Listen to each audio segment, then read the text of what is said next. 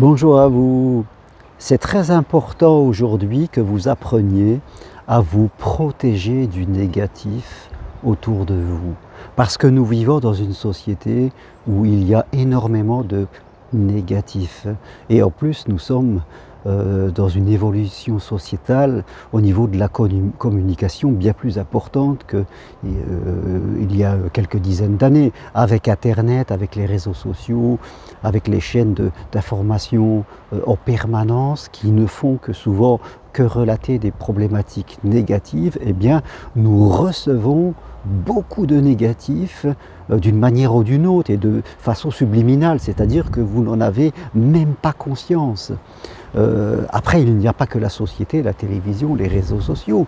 Il y a aussi beaucoup de gens qui véhiculent des idées et des pensées négatives. Ce n'est pas seulement ce que l'on exprime. Bien sûr, vous avez des gens qui ne font que d'une manière ou d'une autre, que de critiquer, de juger, ou alors de se plaindre, de ressentir des colères, des culpabilités, des frustrations. Beaucoup de gens qui ne sont pas bien dans leur vie, peut-être qu'ils ne prennent pas assez soin de leur vie ou qu'ils ne s'occupent pas bien de leur calme et de leur paix intérieure, qui véhiculent une énergie négative. Et pourquoi est-ce qu'il faut s'en protéger? Parce que quand à l'intérieur de nous, il y a une énergie trop négative, cette énergie, d'une manière ou d'une autre, arrivera toujours à un moment à créer une réalité négative dans la vie. Nous ne pouvons pas, c'est une règle universelle de vie, nous ne pouvons pas créer de la paix, du calme, de la sérénité, de l'amour, en ayant le contraire de cela à l'intérieur de nous. Donc le premier travail, c'est se protéger de la télévision, se protéger de tout ce qui vient d'Internet, se protéger des gens qui véhiculent trop de négativité et qui refusent, parce qu'ils sont dominés par ce négatif, qu'ils refusent de faire ce travail sur eux et qui, fin de compte, vont venir, si vous êtes trop près de gens comme cela, ils vont venir infiltrer votre cerveau et vous-même, à un moment, vous risquez d'avoir trop de négativité à l'intérieur de vous. Ce qu'il va faire, c'est que quelques semaines, quelques mois, peut-être une année après, tout cela va se matérialiser dans votre vie, d'une façon ou d'une autre, soit dans votre vie sentimentale, soit dans votre vie professionnelle, la relation aux autres, familiale, ou peut-être la simple relation que vous avez avec vous-même. Eh bien, tout ce négatif, si vous laissez trop de négatif s'infiltrer dans votre esprit, dans votre corps, eh bien, tout cela va venir se matérialiser dans votre vie. Cela peut être une maladie, un problème corporel. Quand on fait de la psychosomatique, le soma étant le corps, et quand on dit psychosomatique, ça veut dire que le corps parle à la place de l'esprit. Eh bien souvent, et j'ai eu encore une personne en consultation hier, des personnes qui ont subi un choc, divorce, licenciement, conflit avec une personne, on a subi un choc émotionnel qu'on croit avoir digéré, mais on s'aperçoit que quelques semaines, quelques mois après, voire 1 ou 2 années après, c'est là que la maladie vient surgir dans notre vie après ce choc que l'on a eu. Donc oui, pour notre santé mentale, mais aussi pour notre santé physique, parce qu'une mauvaise santé mentale a un impact sur notre corps. Une personne qui est stressée ou une personne qui est déprimée, cela ça a un impact sur ses veines, sur la circulation du sang dans son corps, sur ses organes. Quand vous avez peur de quelque chose, vous sentez cette peur dans votre corps, vous la sentez. Et vous sentez que cette peur, elle a une influence sur votre respiration. Peut-être vous respirez plus vite, votre cœur bat plus fort. Vous sentez peut-être vous avez des sueurs froides. Votre cœur est serré, votre gorge, vous avez une boule dans la gorge, comme on dit. Vous voyez bien que les pensées ont une réalité dans votre corps. Et elles vont mettre votre corps sous contrainte. Alors que les pensées de calme, de sérénité, de tranquillité, auront un impact vraiment différent dans votre corps. Nous pouvons dans la vie être totalement actifs et être dans des pensées de calme et de tranquillité.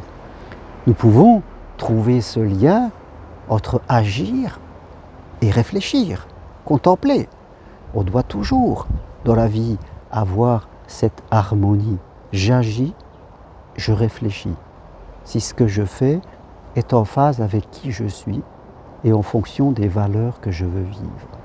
Celui qui s'agite, celui qui est stressé, qui est dans l'hyperactivité, eh bien, il n'a pas du tout cette même énergie. Souvent, il va être agité, énervé, et il va créer de l'agitation, de l'énervement autour de lui, et il va créer des conditions de mésentente avec des personnes.